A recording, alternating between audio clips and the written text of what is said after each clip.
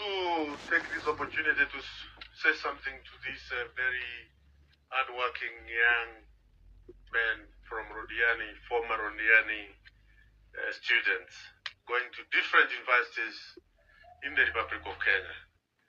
Nataka niwaongelezee na Kisungu nju sasa hawa ni wasomi. Ndio hiyo.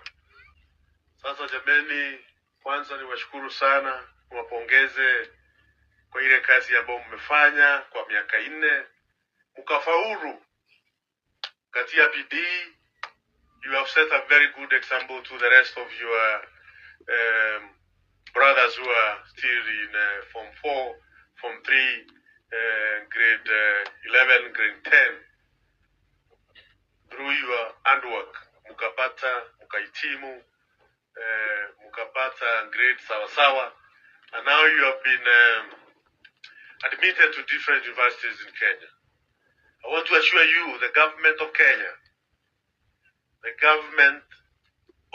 led by President William Ruto is committed to ensure every student in the Republic of Kenya, whether in high school or in TVET, technical institutes or universities, that nobody will miss education na serikali ya Kenya iko.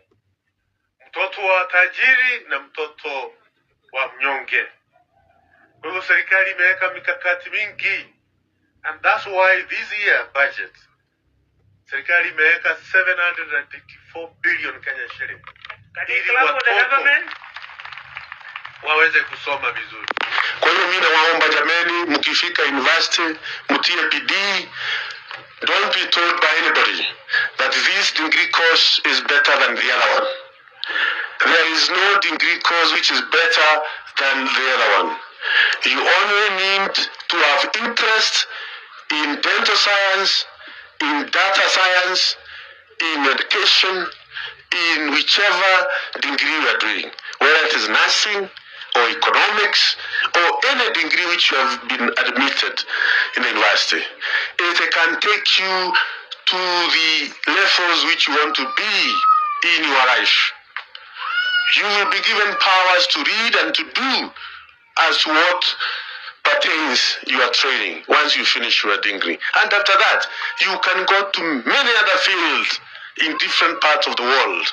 Kwa hivyo ukifika pale university, wewe tia bidii vile umetia bidii hapa in your secondary school, tia the same bidii zaidi ukiwa university, and I can assure you, your future is so bright, because at the moment is not the time we were in high school, me and your Mheshimiwa Cherargei.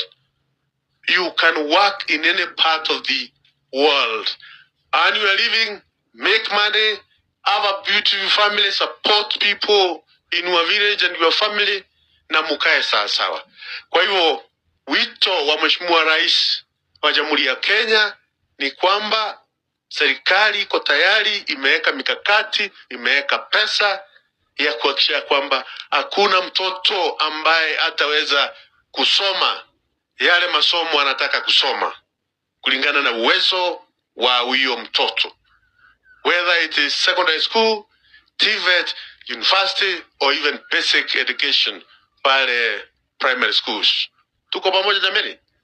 Kwa hivyo mimi nataka niwapokeze zaidi, mtie bidii in your respective degree courses na muajibike. Msije kwenda university alafu mwanze kufanya maneno mengine huko alafu mtu apotee. Si ndio hiyo? Because ni rahisi kupotea. Na muombe Mungu, weka Mungu mbele na mambo yako itakuwa sawa. Asanteni sana na pongezi mingi zaidi. Thank you so much.